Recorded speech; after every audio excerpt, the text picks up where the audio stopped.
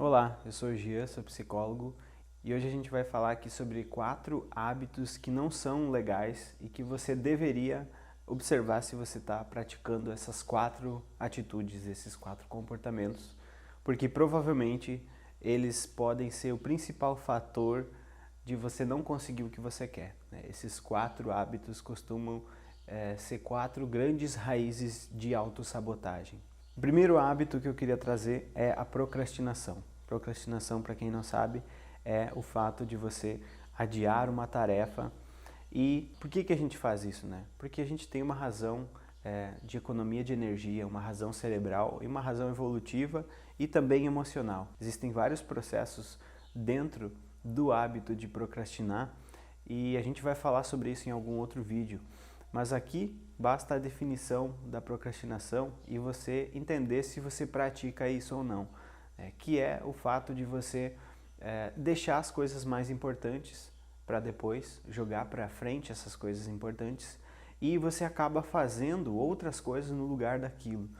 Formas de procrastinação ativa, passiva, né? Aquela pessoa que procrastina porque ela não tem a data para pressionar, então geralmente são pessoas que falam que se dão muito bem sob pressão, por exemplo, então elas esperam para ter uma urgência. Então esse hábito de fazer as coisas só quando for urgente, esse hábito de fazer as coisas só quando exigirem algo de fora, né, quando exigir uma pressão externa a você, faz com que você comece a perder o controle do teu próprio comportamento, né? Porque se você espera sempre que o externo comande as tuas intenções, as tuas vontades, você se acostuma a ser controlado por algo externo a você. Então é legal você começar a pensar em como que você pode reverter esse processo e a gente vai fazer alguns vídeos aqui sobre procrastinação, a gente já tem algum vídeo que você pode acessar aqui no nosso canal sobre esse assunto. E o segundo hábito é a reclamação passiva. Reclamação passiva é o quê? É quando você reclama somente por reclamar. Então existe a reclamação ativa e a reclamação passiva. A reclamação ativa é o quê? Quando você reclama para tentar entender o que está acontecendo. É quando você fala, porque a fala ela organiza, né? A fala ela torna as coisas que estão na cabeça, nebulosas, um pouco mais fáceis, digeríveis e entendíveis. Tanto é que a gente faz terapia através disso, né? Através da fala. Então, terapeuta e paciente se encontram para conversar sobre os problemas do paciente e isso organiza. Então, muitas vezes o paciente está reclamando, né? Tá se colocando numa posição de alguém que reclama. Mas existe um grande fator aí, que se essa reclamação ela surge só para a pessoa falar mesmo, e a pessoa não toma alguma ação, não toma alguma atitude depois daquela fala, isso se torna uma posição passiva, uma posição de vitimismo, uma posição de locus de controle externo, né? Quando você põe o controle das coisas fora.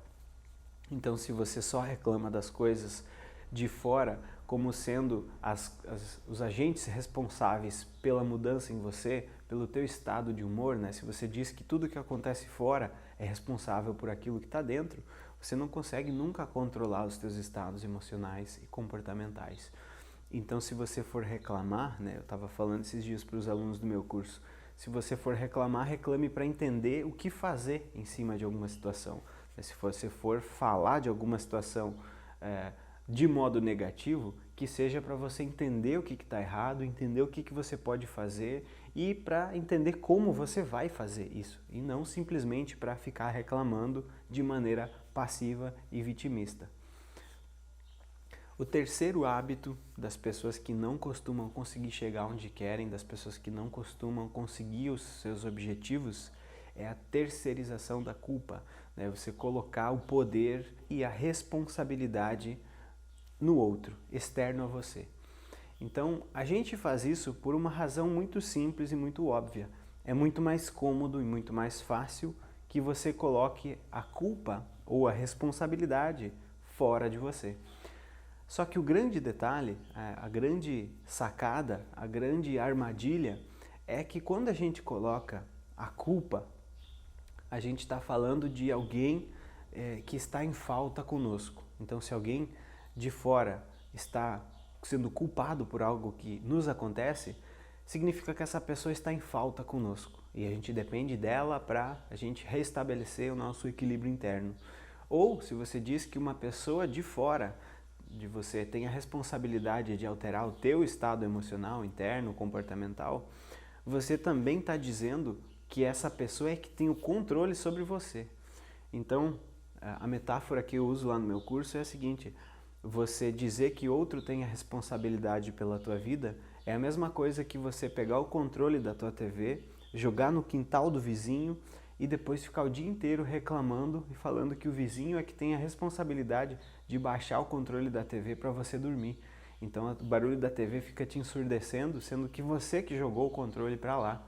Então é a mesma coisa. Quando a gente trabalha com pessoas de locus de controle interno, ou seja, aquelas pessoas que trazem as responsabilidades para dentro de si, a gente trabalha com pessoas que estão muito mais fortalecidas emocionalmente e de maneira comportamental. Por quê? Porque essas pessoas elas trazem os recursos da mudança para dentro de si e não para fora. Então a tendência é que você tenha muito mais ação e desempenho provenientes dessas pessoas que não terceirizam a culpa, né? Provenientes dessas pessoas que trazem para si a responsabilidade. Então, quando você estiver pensando, tendo essa tendência de reclamar passivamente ou de terceirizar a culpa, né, traga para dentro de si a responsabilidade pela tua situação emocional e pela tua situação comportamental. Porque se você trouxer para dentro de si a responsabilidade, você também traz de volta o controle. Então, nunca coloque o controle no gramado do vizinho e nunca fique reclamando que ele que não baixa o controle da sua TV. E o quarto hábito que te impede de chegar onde você quer é o auto-engano. É quando você, por exemplo, faz um processo de mudança irrealista, né? Aqueles processos de mudança de final de ano, onde as pessoas elencam 50 mil hábitos que elas vão adotar durante aquele novo ano, hábitos que são somente intenções de mudança, né, que são somente intenções utópicas, que são intenções irrealistas, que não levam em conta o que a pessoa já consegue fazer ou o que a pessoa tem capacidade real de fazer. Então o auto-engano, ele provém de uma mente que não é uma mente autoconsciente, que é uma mente que se engana, que é uma mente que não conhece a real extensão das suas capacidades e dos seus defeitos, né? Então, a pessoa que tem intenções de mudança realista, projetos de mudança irrealistas, é a pessoa que não tem a real noção da sua capacidade, né? Existe uma noção da psicologia de que quando você for fazer metas, que você faça metas sempre ligeiramente desafiadoras. O que seria isso? Se você pensar num gráfico entre as tuas habilidades e a dificuldade, você gostaria de uma meta que fosse na transversal, ou seja, que levasse em conta a dificuldade e a tua capacidade de uma maneira igual, de uma maneira otimizada. Porque se você faz uma meta gigantesca, você se angustia, se decepciona, se frustra e não tem motivação para correr atrás dessa meta. Por outro lado, se você faz uma meta muito pequena, você fica entediada e não tem vontade, também não tem motivação para correr atrás dessa meta. Essa é a grande tese, né, do Mihaly Csikszentmihalyi, que ele explica no livro Flow. Então você tem que fazer metas que sejam ligeiramente acima das tuas capacidades. Só que qual que é o grande problema das pessoas que se auto-enganam? Elas não sabem as suas próprias capacidades. Elas não enxergam as suas capacidades com realismo, com precisão.